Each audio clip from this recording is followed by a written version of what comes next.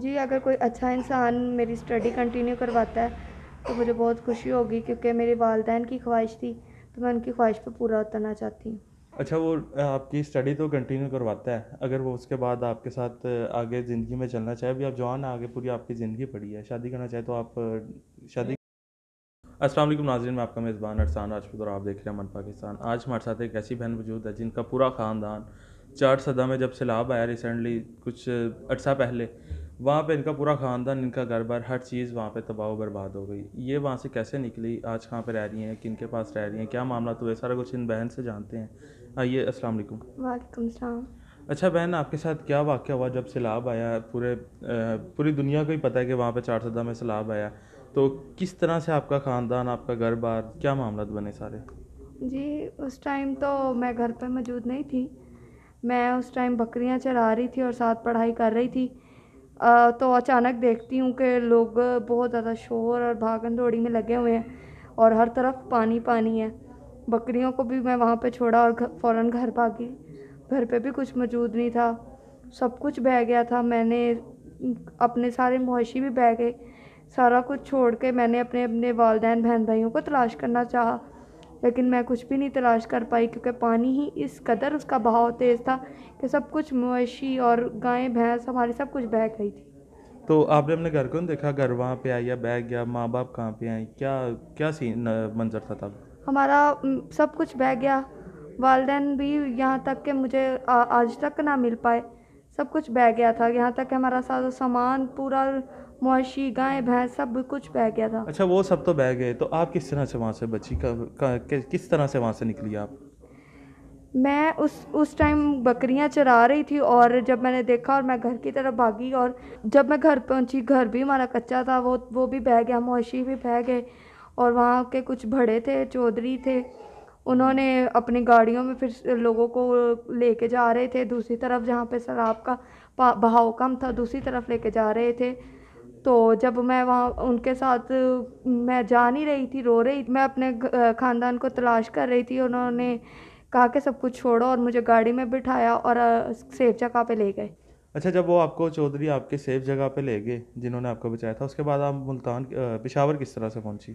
जी, वहाँ पे मेरे ना वालिद के मुँह बोले भाई बने हुए थे, उनके यहाँ मैं चली गई थी, उनके साथ मैं पेशावर गई थी। उन्होंने कहा कि हम आपका ख़्याल करेंगे और आपका सारा अखराजात पूरे करेंगे, पढ़ाएँगे भी। तो मैं उनके साथ पेशावर आई थी। आप स्टडी किस क्लास में करती? कहाँ तक आपने स्टडी कर ली? मैंने एफएससी डॉक्टरी में की हुई है, मैं डॉक्टरी कर रही थी। आपने डॉक्टरी कंप्लीट कर ली, अभी कर रही थी? जी, अभी तो मैंने कंप्लीट नहीं की, अभी एफएससी ही कर रही थी। अच्छा वैसे देखा जाए तो आपके इलाके में तो पढ़ाने का कोई कॉन्सेप्ट ही नहीं है, तो आपको किस तरह से ख्याल आया कि मैं स्टडी करूँ और डॉक्टर बनूँ? जी, हमारे गांव में सिर्फ एक ही डॉक्टर था और बड़ा मुश्किल होती थी और मेरे वालिद की ख्वाहिश थी कि मैं डॉक्टर ही बनूं। तो मैं इसी वजह से मेरे वालिद मुझे डॉक्टरी की पढ़ाई करवा रहे थे। अच्छा मतलब कि आपके वालिद का ख्वाब था, ख्वाहिश थी कि आप डॉक्टर बने। जी हाँ, मेरे वालिद की ख्वाहिश थी। तो जब आपको पेशावर अपने वालिद के मुंह बोले भाई के पास आप गई हैं, तो उन्होंने फिर आगे आपका जो स्टडी थी वो कंटिन्यू करवाई कि नहीं? महीना डेढ़ तो उधर रही, फिर मैं आखिर इन हालात से तंग आकर मैं रात के टाइम निकली, बस में बैठी और फिर मैं बस में, मेरे पास तो किराया वगैरह भी नहीं था वहाँ पे। फिर मैंने जब मेरी एक फैमिली अच्छी वहाँ पे बैठी हुई थी, उन्होंने मेरा किराया वगैरह दिया। मैंने उनको तो सारी अपनी बात बताई कि मैं सैलाब में इस तरह बह गई और मेरे घर वाले सारे डूब गए हैं। तो फिर उन्होंने मेरा किराया वगैरह दिया और मुझे मुल्तान में आ गई उनके साथ।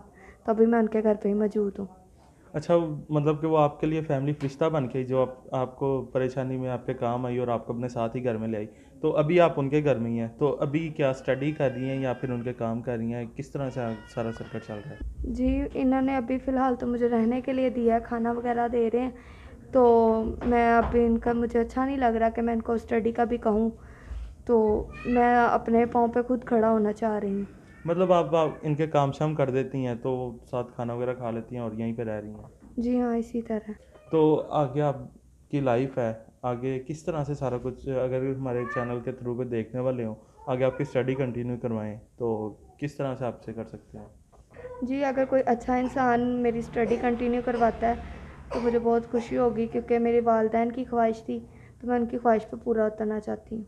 अच्छा, वो आपकी स्टडी तो कंटिन्यू करवाता है, अगर वो उसके बाद आपके साथ आगे ज़िंदगी में चलना चाहे, अभी आप जवान हैं, आगे पूरी आपकी ज़िंदगी पड़ी है, शादी करना चाहे तो आप शादी। जी, मेरी डॉक्टरी की कंप्लीट होगी फिर ही मैं इस बात का डिसीजन ले सकती हूँ, अभी मैं नहीं कह सकती क्योंकि पहले मेरा मेन मकसद डॉक्टर बनने का है। जी, तो नाज़रीन, आपने इन बहन की कहानी सुनी, किस तरह से इनके वालिदैन इस्लाम में बहे और ये कहाँ से आज कहाँ तक पहुँची हैं। इनकी ख्वाहिश वही है कि स्टडी करें और अपने मुल्क के लिए, अपनी कौम के लिए कुछ ना कुछ कर सकें, डॉक्टर बन सकें।